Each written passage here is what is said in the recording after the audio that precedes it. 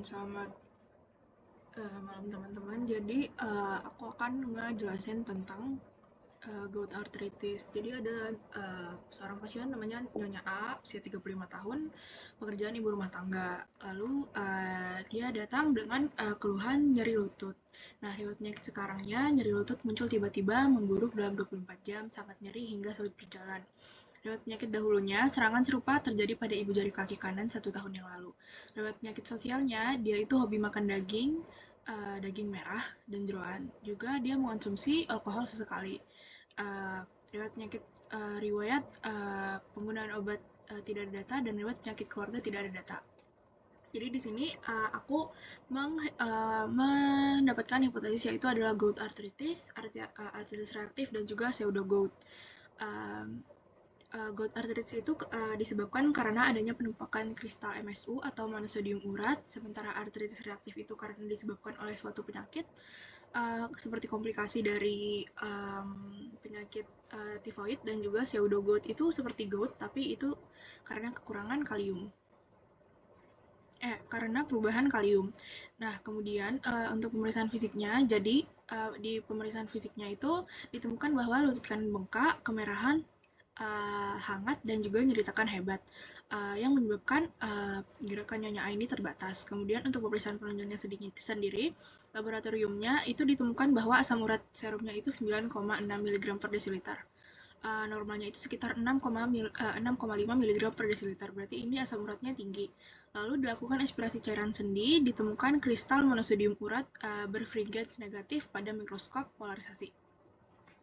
Nah, di sini ditemukan setelah pemeriksaan laboratorium dan aspirasi cairan sendi, ditemukan bahwa ini adalah gout arthritis karena pseudo gout itu biar fringence-nya itu adalah positif. Jadi gout arthritis itu adalah peradangan sendi akibat pengendapan kristal monosodium urat atau MSU. Gout primer itu disebabkan oleh gangguan metabolisme asam urat, dan juga itu tuh karena idiopatik ya biasanya karena gangguan enzim juga, dan sementara gout sekunder itu disebabkan oleh penyakit lain ataupun penggunaan obat. Nah, etiologinya itu multifaktoral seperti yang tadi, ada genetik, penyakit metabolik, dan juga gaya hidup. Jadi kenapa daging merah, jeroan, dan seafood serta konsumsi alkohol itu dapat menyebabkan gout? Jadi daging merah, jeroan, dan seafood itu dia kaya akan purin, sehingga purin itu akan diubah menjadi hiposantin, kemudian menjadi santin, dan juga menjadi asam urat. Nah, itu di metabolisme di hati oleh enzim santin oksidase. Sementara konsumsi alkohol itu menyebabkan tingginya metabolisme etanol menjadi asam laktat, sehingga asam laktat itu dia akan berkompetisi dengan asam urat dalam ekskresinya, sehingga tingginya asam laktat ini akan menghambat ekskresi asam urat di ginjal. Padahal ginjal itu adalah satu-satunya organ yang akan mengekskresikan asam urat. Selain itu, etanol yang tinggi itu akan menaikkan degradasi ATP, sehingga akan banyak muncul purin bebas, sehingga akan meningkatkan produksi asam urat. Itu seperti viscous cycle gitu. Jadi, karena tingginya asam urat itu disebut hiperurisemia. Hiperurisemia itu artinya terjadi supersaturasi ataupun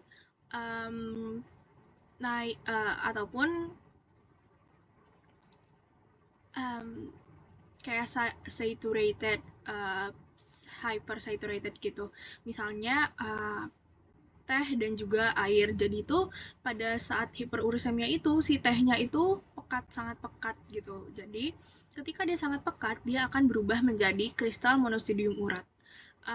Karena beberapa faktor. Yang pertama itu ketika terjadi penurunan suhu ataupun terjadi dehidrasi sinovial yang menyebabkan asam uratnya semakin pekat, dan juga pH asam itu jika semakin asam maka metabolisme asam urat berubah menjadi kristal monosodium urat itu semakin cepat. Nah, struktur MSU sendiri itu, dia itu panjang, runcing, dikelilingi ion Na+. Juga bersifat negatif birefringence, yaitu menyerap cahaya polarisasi. Nah, ketika asam urat itu berubah menjadi kristal monosodium urat, awalnya itu dia hanya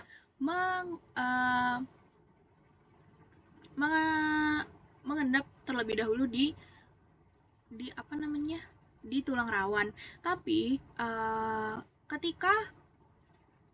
ketika dia itu terjadi sesuatu, ketika dia itu bakal semakin banyak, nah si kristal MSU itu dia akan jatuh atau kayak bakal lepas dari si tulang rawannya dan dia akan pergi ke ruang sinovial. Nah, ketika dia sampai di ruang sinovial, dia akan mengendap di ruang sinovial, membran sinovial, dan juga periartikular.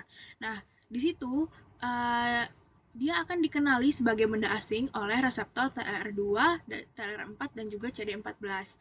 Nah, hal tersebut akan menyebabkan si monosodium urat itu akan difagosit oleh makrofag. Nah, struktur kristal yang tajam, yang seperti tadi, panjang dan runcing, itu dia akan merusak lisosom di makrofag, sehingga lisosom di makrofag itu dia akan pecah, sehingga akan melepaskan enzim bernama lisosomal. Nah di sini si pelepasan enzim lisosomal itu dia akan mengaktifasi pelepasan katepsin B, sehingga akan dikenali sebagai DAMP atau Damage Associated Molecular Pattern. Nah, DAMP ini dia akan mengaktifasi inflamasom NLRP3, yaitu adalah sebuah kompleks protein sistolik yang mengatur inflamasi innate immunity. Nah, NLRP3 itu dia akan melepaskan mediator proinflamasi seperti IL-1 beta, TNF alpha, histamin, dan juga prostaglandin. Kemudian, mediator proinflamasi itu dia akan meningkatkan permeabilitas kapiler, sehingga plasma itu akan bocor ke interstisial.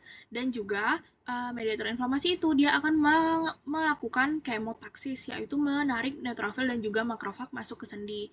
Nah, dua hal itu akan menyebabkan terbentuknya cairan eksudat, sehingga cairan eksudat itu akan menumpuk di ruang sinovial yang akan menyebabkan sendi bengkak. Kemudian mediator proinflamasi itu juga akan menyebabkan vasodilatasi mikrovaskular yang ada di sekitar sendi, sehingga akan muncul kemerahan pada kulit. Dan karena vasodilatasi tersebut, kulit akan dirasakan sebagai hangat karena darahnya itu akan banyak di sekitar sana.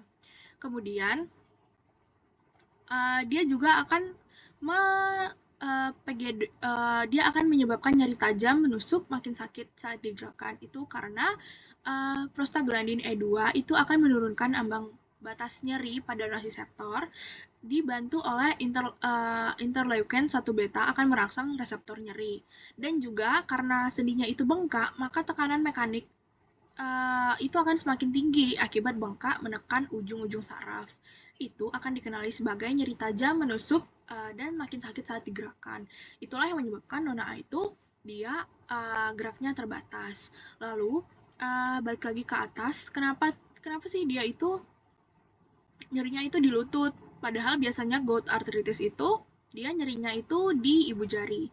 Karena ketika awalnya itu biasanya itu di ibu jari.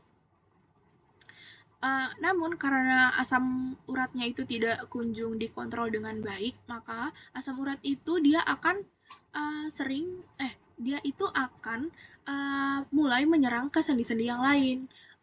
Salah satunya sendi lutut. Kenapa? Karena sendi lutut itu yang pertama itu dia itu sering terjadi mikrotrauma akibat penggunaannya, lalu ruangannya di situ besar. Jadi ketika MSU itu dia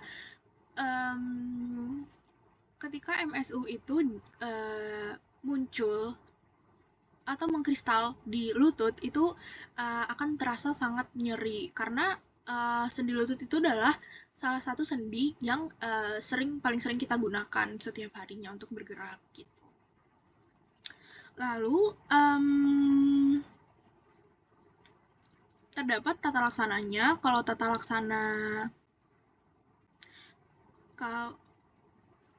laksana yang non farmakologis itu kita itu harus diet sehat, yaitu mengurangi daging merah, jeroan, dan juga seafood. dan juga mengurangi konsumsi alkohol.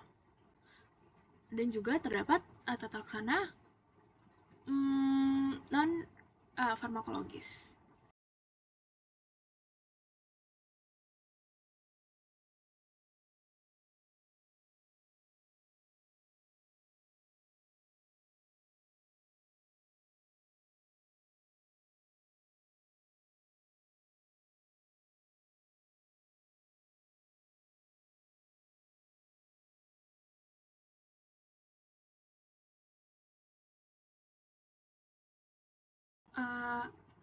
Tata laksana farmakologisnya, kalau di fase akut itu kita akan memberikan NSAID atau non-steroid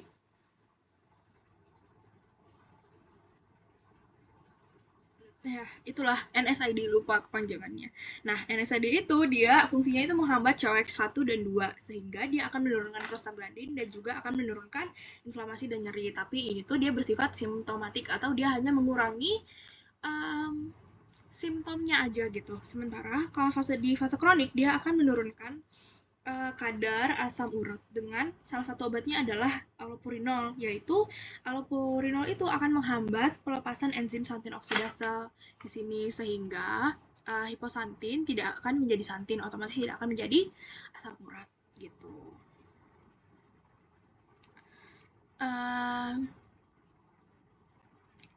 Lalu kenapa sih